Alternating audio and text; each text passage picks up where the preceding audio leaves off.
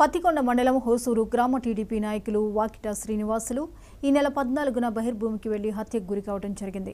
అదే గ్రామానికి చెందిన టీడీపీ నాయకులు ఎక్స్ సర్వీస్ మెన్ గుడిసె నరసింహులు శ్రీనివాస్తో ఉన్న విభేదాల కారణంగా అతనితో పాటు బోయ రామాంజనేయులు హరికృష్ణ అనుచరులతో కలిసి హత్యకు కుట్ర పన్నారు. వాకిటి శ్రీనివాసులు పనితనాన్ని పసిగట్టిన టీడీపీ అధిష్టానమే నామినేటెడ్ పదవి ఇస్తున్నట్లు జోరుగా ప్రచారం జరిగింది. శ్రీనివాసులు ఎదుగుదలను జీర్ణించుకోలేని అధికార పార్టీ నేతలే దారుణంగా హత్య చేశారు. వడ్డే నరసింహులు మరో ఇద్దరు వడ్డే కాశీనాథ్ ఇరుకల వంశీతో కలిసి ప్లాన్ ప్రకారం హత్య చేశారు.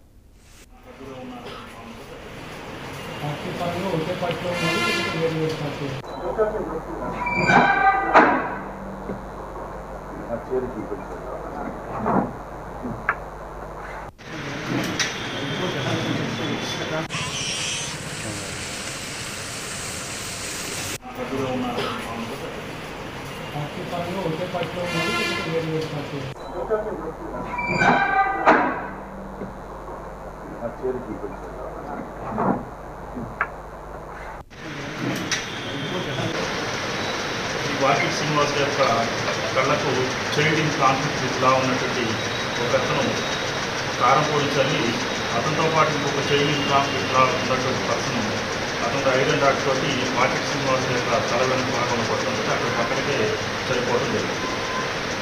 ఆ తర్వాత ఈ కేసులో ఆధిపత్యం గురించి మాత్రమే ఈ విధమైన హత్య జరిగిందన్న సంగతి పోలీసు యొక్క విచారణ బయట రావడం జరిగింది. దాని మేరకు పోలీసు దర్యాప్తులో భాగంగా ఈ ప్రజెంట్ మీకు ప్రెస్ మీట్లో ప్రవేశపెట్టినటువంటి నలుగురు ముద్దారు గుడిసె నరసింహులు, బోయ రామాంజనేయులు, పులివేలి హరికృష్ణులు మరియు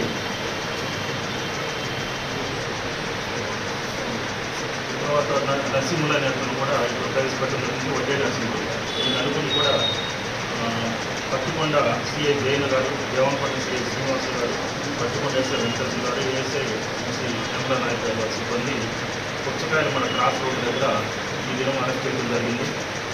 వారందరికీ ముందు ప్రవేశపెట్టడం జరిగింది. అలాగే వారి వద్ద నుంచి ఒక మోటార్ సైకిల్ని, ఒక ఐరన్ రాడ్ గన్నిని కూడా స్వాధీనం చేసుకోవడం జరిగింది. వీరందరినీ కూడా పత్తికొండ మేజిస్ట్రేట్ గారి దగ్గర ఈరోజు హాజరుపరుస్తాము. చైల్డింగ్ కాన్సెప్ట్ ఇతర అనేటువంటి వారి యొక్క వివరాలు గోప్యంగా ఉంచడం జరిగింది. వారిని సంబంధిత కోర్టులో తర్వాత ప్రవేశిస్తారు. ఈ వాకిట్ సినిమా